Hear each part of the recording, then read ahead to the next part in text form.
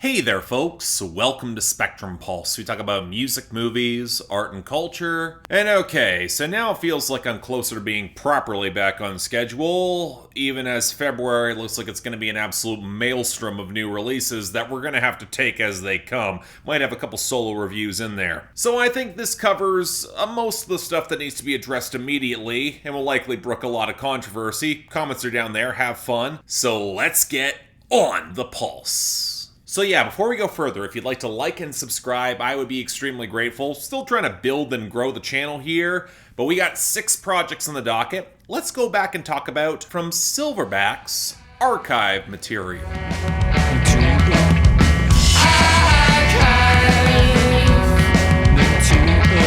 So I was actually planning on covering that Yard Act debut album as a promising UK post-punk project that had some clever writing and sharp moments, but wow, if I hadn't heard that same sardonic, mostly dreary UK approach dozens of times before, cribbing from The Fall and Talking Heads, and a smattering of the flashier side of Britpop, I mean, it's not bad, but it's also very safe, mostly unchallenging, and not quite as clever as it thought it was. So let's instead talk about some Irish post-punk that's a little bit more off the beaten path, and also doesn't have the same marketing budget or video game soundtrack placements, the band Silverbacks. Where initially off their 2020 debut, you could easily make the Parquet Quartz comparison, maybe a little bit of Television or Game of 4 as well, but the sound had a lot of well-balanced, brighter organic flavor and technical flash, and the writing had a bit of a Pavement vibe in the eye for socially charged, but abstract poetry. And I'd argue their project here, this year, archive material,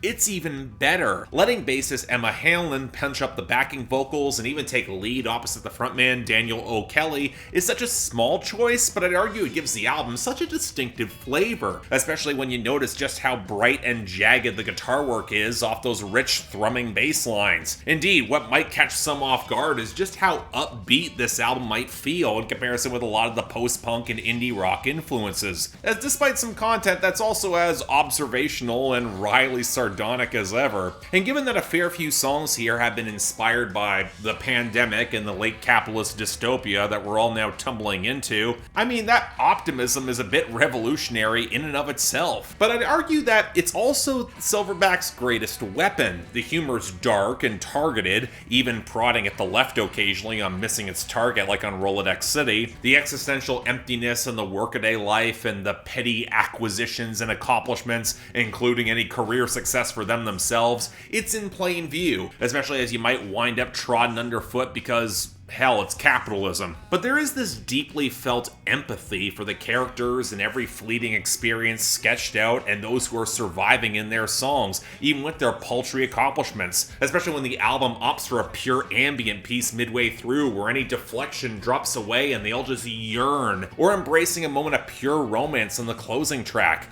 an earnestness that reminds me a lot more of a band like Ought at their best than the normally more dour, nihilistic UK post-punk. If anything, the writing feels a lot more 90s, but reflecting the best of Gen Z elements. A little bit absurdist, kind of deflective, but more as a survival mechanism because they're not sure that they can change things, they just need to get by. Now, I do have a few minor critiques. While this band is slowly untangling itself from the most obvious influences, they are kinda still there if you know your post-punk. And while the drums sound really good in the mix, they are the one element that doesn't quite match the rhythmic complexity of the bass and guitar spurts. But you know, this album is charming as all hell, breezy and overflowing with hooks, but still packing a real punch.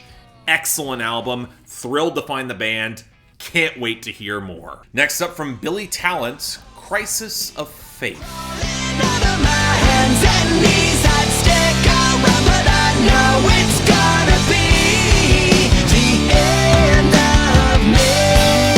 So I've talked before about how I didn't really have an angry white boy phase growing up, and as a result I didn't tend to listen to a lot of mainstream rock radio. I wound up jumping straight to metal and missed out a lot of stuff, except this was in the 2000s, and pop radio still played a healthy amount of rock, specifically Canadian rock due to certain broadcast requirements by the CRTC. And that takes us to one of the exceptions of the rule for me, Billy Talent. And it's a bit tricky to come up with an obvious comparison to them down stateside, beyond their genre-bending punk roots, then signing to a major label and falling into an inconsistent radio rock era that nevertheless can still feel politically charged, anthemic, and stacked up with hooks. You might be able to sketch a parallel to an act like, I don't know, Rise Against, trading the faster tempos for meatier low-end grooves that are more post-hardcore than melodic hardcore. But this is a band that can live and die on the production, strong singles, and a lot of those hooks. So their first album in 6 years, now on Spine Farm, I was kind of curious if they're looking to pursue a heavier metal sound, similar to how their Canadian peers Sum 41 did a couple years back. And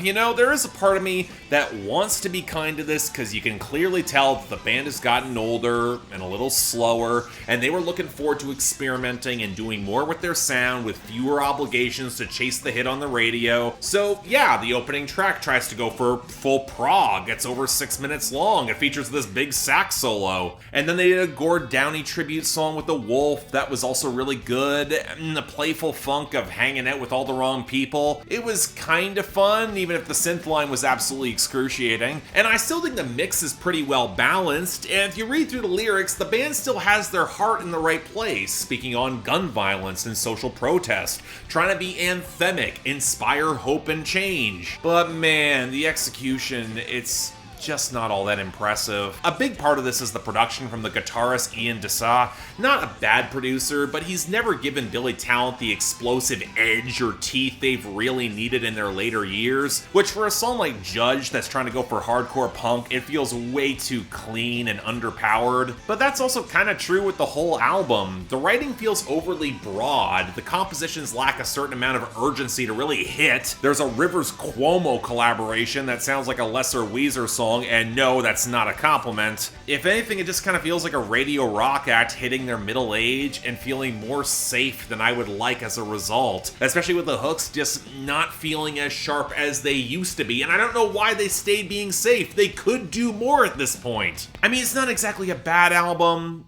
but not one that really sticks with me.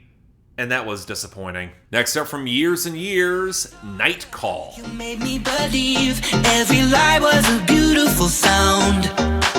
You're such a sweet talker, man of my dreams. Tell me where are you now? Sweet talker. Full disclosure, I didn't expect much with this. I've been lukewarm on Years and Years since I first reviewed them back in 2015, and while their 2018 album, Palo Santo, was a marked improvement, I still wasn't as much of a fan as I wanted to be. Yeah, the songwriting and vocals have picked up more personality and a little more focus, but the production, and especially the melodies, felt really undercooked and a little bit slight, and that's one of the reasons I have not had much reason to revisit Palo Santo. But then I discovered that their frontman, Ollie Alexander, got rid of his entire band and was rebranding Years and Years as a solo project, rarely if ever a good sign, with a new album that wound up even shorter than the last one, and with the critical reception being muted, I was worried about this, and it turns out a lot of those worries were really justified, because this is middle of the road at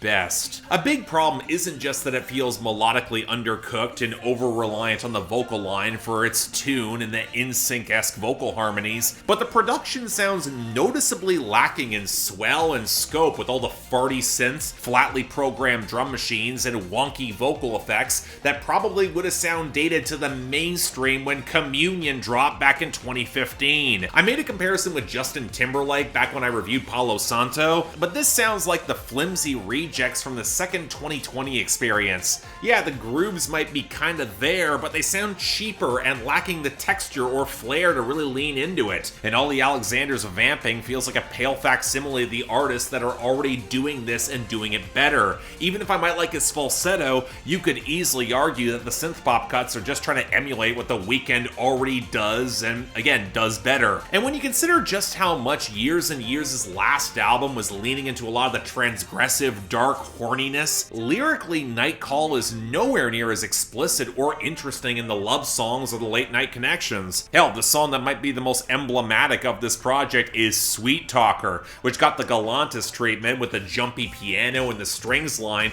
that could have even crossed over a little bit, and it kind of is on the UK charts if this was 2014, but it feels painfully anonymous in the writing like a lot of the electronica of that era. And while I could highlight that Ollie Alexander still can't really sell some of the cattier side of this album, eventually I just kind of wound up appreciating songs like Consequences for having a slightly different energy and a little bit more personality. Otherwise, I'm gonna forget this album in record time. It's not exactly bad, it'll work for what it's kinda trying to do, but it's probably Years and Years' weakest album to date. I'm gonna skip it. Next up from Maddie Tae, Through the Madness, Volume 1. You're closer than you think to the other side. Not gonna lie, I had mixed feelings about Maddie Tae going back towards the EP route for this project, mostly because their 2020 album was a partial compilation of 2 EPs and it didn't do nearly as well on the charts as it should have despite charting some crossover hits. But hey, when you're pulling in Morgane Stapleton and Laurie McKenna as key collaborators, I did hope a more streamlined project would lead to a great little EP album here. And you know, I wouldn't go quite that far with this, but when it comes to pop country, this was solid. Once again, the greatest assets that Maddie Tae have are a more robust, organic sound. The reverb-touched dream country touches might have a more of a spacious mix, and might feel like they're kind of chasing the sound, but with the live, well-balanced percussion, the plentiful pedal steel, the solid vocal harmonies, and that gentle, warm moralic in the guitars that's become a hallmark of a lot of their tones, there's still a lot to like here, especially as they're still willing to get a little bit more playful and even silly on songs like Woman You Got. Even if I think some of the vocal mixing can be a little bit patchy, very obvious when they're patched in, especially whenever a guest star shows up. I also think it's gone kind of overlooked just how much Maddie Tae writes songs about women for women, especially their experiences. The subtext is more framed around sisterhood, and that translates to some lightweight girl power moments that work best when they get a little bit more distinctive detail, but also a few more confrontational approaches to relationships like the bad boy warning, don't make her look dumb, and also the songs that try to reinforce their bond together that are left just oblique enough to maybe pass as love songs, like Madness and the Laurie McKenna assist The Other Side, probably the best song on the album. Although the excellent ballad album closer Strangers is probably just a love song, but also proof that Maddie Tae improved measurably in this regard since their last project. Overall though, you know, even though I know even more so now I am outside of their target demo, I still think they're a little shy of greatness. Even if I think the foundation has really been laid down, they're definitely getting there. Maybe a little bit more punch in the writing, a little more to make their best songs truly knock it out of the park, maybe some of that added rawness or detail or wit that put Carly Pearce in the same tier as Miranda Lambert, Brandy Clark, Ashley McBride, even Casey Musgraves at her best. I mean, Maddie Tae are definitely close, and this is very good, just maybe not quite there yet, but it is worth your time. Check it out. Next up, from AURORA, The Gods We Can Touch.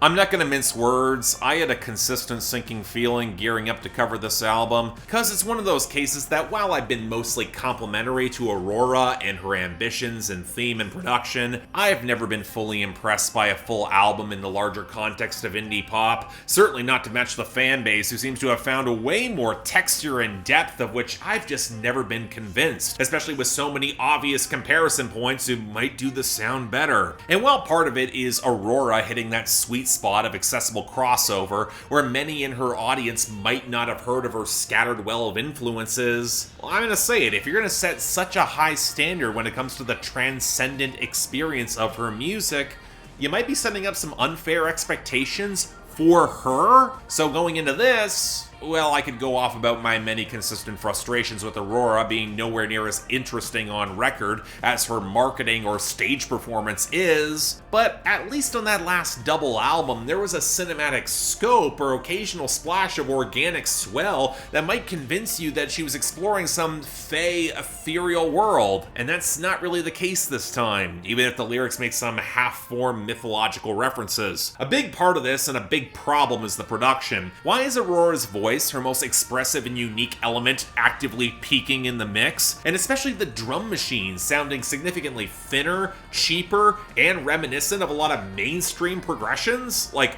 obviously so? And that was kind of strange because she was only working with the one producer that's been with her since the very beginning, but there were other voices in the room on that double album, and you were left thinking that he's then trying to help imitate sounds rather than pull in the people that can actually pull them off, make them work. Now, being cynical, I could say that it's not really a surprise given that her sound has never been that far removed from the mainstream, but I gotta say, it's not even playing into Aurora's image and vibe effectively, which at least tried to sound a little bit more organic. You can make the lazy Bjork parallel, but honestly, with some of the more elegant strings, some of the hazy Western-inspired guitars, and some of her vocal inflections amidst the reverb, I was honestly kind of reminded a little bit more of Lana Del Rey, which, I mean, come on, you don't need to go there. You don't need to go down that path. The Florence Welch influence was already prominent enough on songs like Blood in the Wine, even if I would have done probably without some of the indigenous yelping all throughout that song. But by the time we get halfway through this album to around Heathens, where there is actually a little bit more textured percussion and Aurora is pulling even from some country influences, this ain't nothing of all that accordion on Artemis, which sounded jarring as all hell, but that's where I figured out my frustration. Not only is the mixing actively distracting from the ethereal vibe that she's trying to cultivate, the fractures just pull you out of the experience, and she's got some really nice melodic hooks here too. There are good songs here buried, like the 1-2 punch of A Temporary High and A Dangerous Thing, but I'll say it, there's a slew of acts doing this sort of dream country sound way more effectively, to the point that you can tell that Aurora, she's grasping the basics, but not the subtleties. And on that note, the writing. Yes, I already said it, there are some passing references to Greek mythology, but when you read about what Aurora says her songs are looking to explore, and then look at the lyrics, it's hard not to feel like a lot might have been lost in translation, especially in comparison with their previous albums. I mean, I thought they were kind of stretching in terms of lyrical depth, but here it feels even more thin or generic in the songs about love and passion, where even if you accept she's playing to the basics as more of just this force of nature, and that can still be powerful if you buy into her personality, some of the messy production and writing that occasionally includes this reference to more modern scenes, that also compromises the immersion. And thus, at the end of the day, look, like the rest of Aurora's catalog, I don't think this is bad. You hear that, Stans? I mean, it's decent. She's a good melodic composer, a reasonably expressive singer. It's clear she wants to explore some big ideas, but it's also clear that her team and her label either don't know how to realize, focus, or refine those ideas, or they don't care, and they want her to make increasingly generic indie pop because that is what has delivered the increased chart success and fame. I mean, it's not better than the last double album. At least the fans are probably going to get on board with this. I just wish it was more interesting. That's all. And finally, from Walker Hayes, Country Stuff, the album. Make sure you stay with the Oreo shake and some whipped cream on the top two. 2 straws, 1 check, girl, I got you. Some of you might be surprised that I'm reviewing this at all, because for the longest time I wasn't going to bother. Even though I knew it would get traffic, even though his record label contacted me with a press kit, shame I didn't get one for Caitlin Smith, that's telling. As I said in my list of the worst hit songs of 2021, the big hit was a novelty that I doubt even he could properly recreate, and given I knew what his album material was like, even if he got the cosigns from Jake Owen, Carly Pearce, and Laurie McKenna of all people, was it really worth my time? But 2 things happened that made me realize that I was gonna have to deal with this. Folks that should know better, and if they heard more than 5 country albums in a calendar year, they probably would, they were saying this was not that bad. And then Walker Hayes got a halftime show at the AFC Championship game in between the home team Kansas City Chiefs and the Cincinnati Bengals. I mean, was it really the bad play call at the end of the half? Or did tides turn from something else? Well, for starters, calling this a full new album, it's kind of a misnomer, because this is also a case with expanding the Country Stuff EP with enough tracks to make this properly feature-length, hence calling it Country Stuff the Album. It's very telling that most of the praise highlights the better back half, stuff full of the collaborations that were already on the EP that came out last June. But the larger problem is that the new songs, they sound rushed in the worst way possible, and that the production's absolutely terrible. The guitar twang is crushed into sludge, the bass lines are non-existent, the percussion, be it programmed, cheap-sounding fake hand claps or snaps, or drums, they're just painfully leaden. Even the vocal leads sound over-compressed in an obvious way, which leaves me wondering just how many corners were cut in the mixing and mastering. And that's before you get the utterly bizarre choices that don't make any sense. How Life With You interpolates enough of the melody of Bittersweet Symphony, but none of the elegance. How DeLorean has the weirdly swampy guitars balanced out with all the synthetic elements, the leaden twang and rap that tries to collide with gospel swell courtesy of Mercy Me on Craig. That's actually a remix of his 2017 piano ballad, and it sounds like the messiest genre pile-up since Thomas Rhett's Vacation. And then how You Girl just sounds like the trashiest country rap where the mix feels borderline unfinished. Or how despite getting some name guest stars, Walker Hayes barely gave them anything to do, and they still overshadow him. But then I realized something.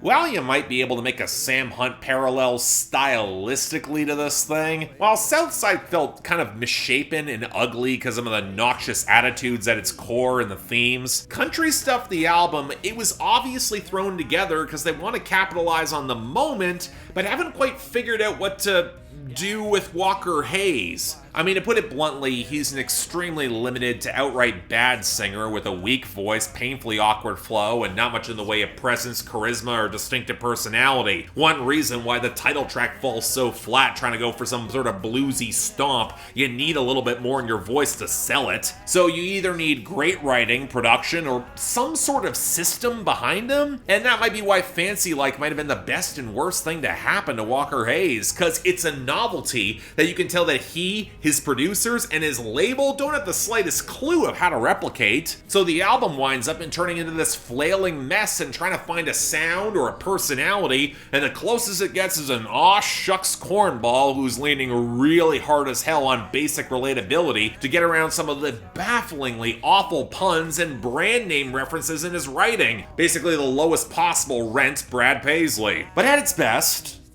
there's a few heartfelt moments, like Briefcase and its exploration of fatherhood, or What You Don't Wish For and its dreams of making it, or you know what, even the awkward, overly detailed Craig that might be a disaster compositionally and in the production and a lot of the presentation, but at least feels authentic with some of the lyrical detail. The problem is that a lot of these are mostly just okay at best. At the album's worst, you get Fancy Like, or the leering bro country of You Girl, or the stabs at boyfriend country that feel clumsy in the bad way of I Hope You Miss Me, or Make You Cry, or Life With You. So let me leave you all with this. Country Stuff the Album, it's pretty damn bad across the board. It infuriates me that Nashville will prop up the non-personalities where the lowest possible bar, where there are so many more who deserve the push, deserve better. But I can't honestly get angry at Walker Hayes this time because his handlers have not set him up for a career off this album, so much as riding off the dying meme. At least the kids who will get a quick viral hit, they're young enough to grow past that. Walker Hayes is over 40. I get the feeling this could be his peak. I mean, congrats on the moments,